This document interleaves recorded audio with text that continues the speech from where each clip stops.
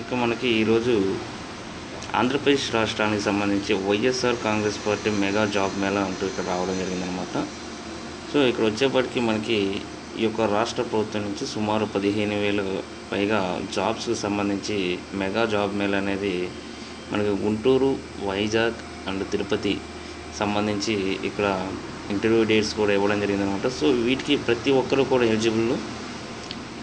10th class నుంచి inter, degree, diploma in any graduates, అదేవిధంగా BTech qualification కానివ్వండి, MCA, MSc, BSc సంబంధించిన ప్రతి ఒక్కరు కూడా అప్లై చేసుకోవచ్చు. ఇదిగోండి జాబ్ మేళా లొకేషన్స్ వచ్చేప్పటికి మనకి తిరుపతి పరిధిలోకి వచ్చేప్పటికి డిస్ట్రిక్ట్స్ వచ్చేప్పటికి చిత్తూరు, అనంతపురం, కర్నూలు, కడప, నెల్లూరు. ఇక్కడ వచ్చేప్పటికి మనకి 16th, 17th ఏప్రిల్ 2022 అనమాట. నెక్స్ట్ వైజాగ్ రీజియన్ పరిధిలోకి వచ్చేప్పటికి ఈస్ట్ గోదావరి, వైజాగ్, విజయనగరం, శ్రీకాకుళం. ఇది 23rd and 24th April 2022. Next Guntur సంబంధించి కృష్ణా, ప్రకాశం, వెస్ట్ గోదావరి. ఇది వచ్చేవాడికి 13th ఏప్రిల్ 1st మే 2022 అంటూ మనకి ఇక్కడ లింక్స్ అయితే రావడం జరిగిందనమాట. మనం అప్లై అనే లింక్ మీద క్లిక్ చేసినట్లయితే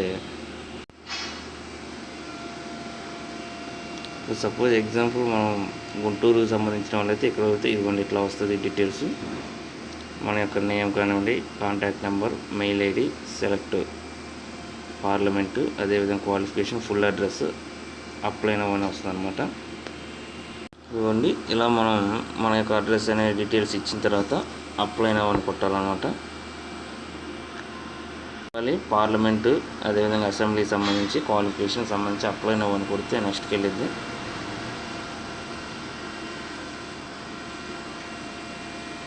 so please wait, PDF is loading అని వస్తుంది. తర్వాత మనం డౌన్లోడ్ అని కొడితే డౌన్లోడ్ అయిపోద్ది అనమాట. ఇదిగోండి ఇట్లా వస్తుంది మనకి. ఇదిగోండి డేట్ కూడా ఈ యొక్క జాబ్ మేళకు హాజరవుతున్న సమయంలో ఈ ప్రింట్ కాపీతో పాటు మీ రెజ్యూమ్ని కూడా తీసుకురావాలంటూ ఇక్కడ మనకి అడ్రస్ అయితే క్లియర్గా ఇవ్వడం జరిగింది. డౌన్లోడ్ అని పెడితే మనకి ఈ యొక్క కాపీ అనేది డౌన్లోడ్ అయితే మనకి క్లియర్గా అవుతుందన్నమాట.